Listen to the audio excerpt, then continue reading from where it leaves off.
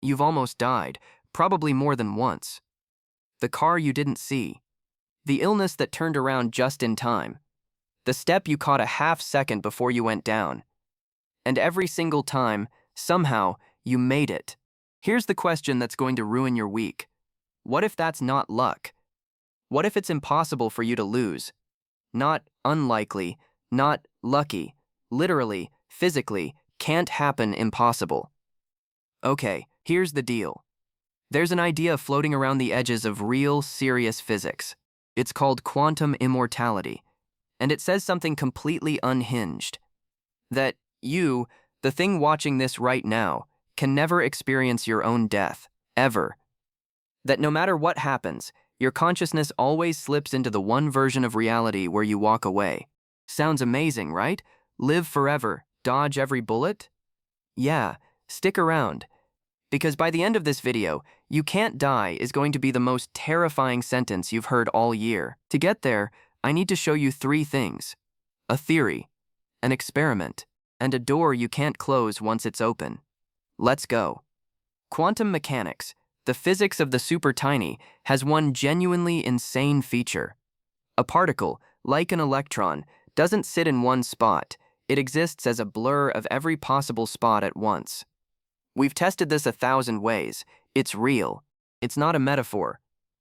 So the obvious question is, if the particle is everywhere at once, why, when we actually look, do we only ever see it in one place? For decades, the answer was basically a shrug. It collapses. Don't worry about it.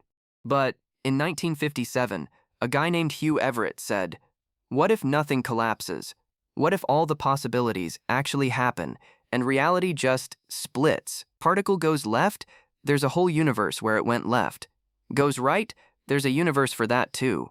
And here's the kicker, you split with it. One version of you sees left, another sees right. Neither one can ever meet the other. This is the many worlds interpretation. And before you call it sci-fi nonsense, a lot of physicists take it dead seriously because it actually requires the least magic. You just take the math at its word.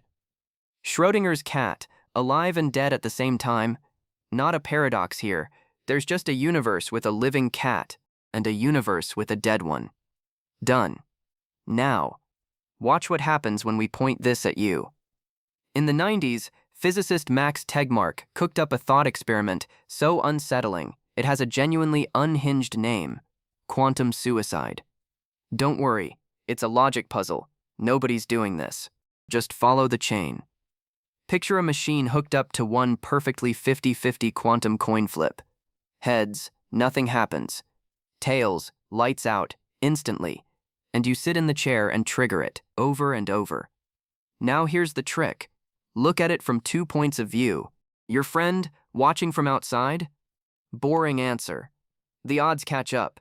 Pretty quickly, in their world, you're gone. Sad. Predictable.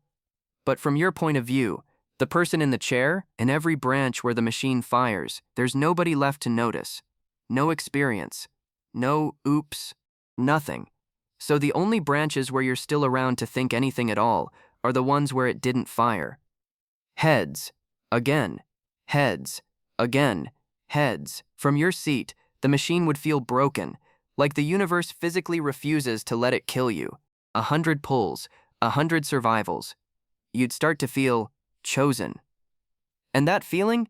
Hold on to it, because here comes the door. Here's the part that gets in and doesn't leave. That machine was never special. Every deadly moment, every crash, every diagnosis, every clot, every close call comes down, somewhere deep in the chain, to events that are quantum. Events that, in many worlds, fork. Which means you're already in the chair. You've always been in the chair. Every time death comes for you, reality branches. In 1,000 branches, you die. And those versions just stop. No more experience. But in at least one branch, however ridiculous the odds, you live. And that surviving branch is the only place there's still a you to wake up in. Your mind doesn't leap between worlds. Nothing teleports. It's sneakier than that. Your experience can only continue down a path where it's able to continue. So from the inside, it always does. No drama, no near-miss feeling. You just keep being here, like you are, right now. So congratulations, you're immortal. Except immortal doesn't mean young. It doesn't mean happy. It doesn't even mean okay. It means whatever branch keeps your experience flickering, no matter how broken. You don't die in the crash.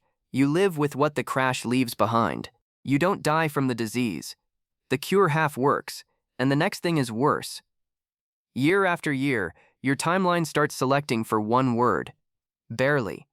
The 1 in a billion fluke that drags you one more day forward. Now stretch that across centuries. Everyone you love, they take the normal path. They branch away. They get to go. But not you. You keep landing in the one timeline that won't let you out.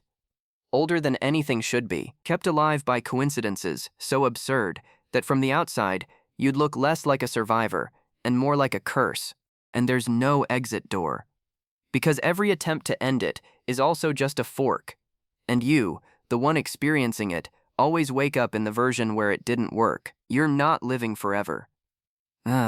You're stuck. Okay, breathe. Should you actually be scared? Probably not. Most physicists, including the ones who love many worlds, think quantum immortality doesn't actually work. Real death usually isn't a clean on-off switch. It's a slow fade where your awareness dims down every path, not just one. The branches where you cling on might be so insanely rare that you barely exists in them at all. Plus, the whole thing only works if many worlds is literally true, and consciousness plays by rules we're just guessing at. So yeah, there's a way out. The argument almost certainly has a hole in it. But here's the thing about a hole nobody can find. You can't test this. No experiment anyone runs on the outside can ever reach you, because the whole idea lives in the one place no one else can go, behind your own eyes. So you're stuck with a question you can't answer, and can't shake. All those times something almost got you, all those moments you walked away. The luck that always held, was it luck? Or is something quietly steering you, every single time, into the one world where you're still around to ask? You're still here, aren't you? Like and subscribe while you still get to choose.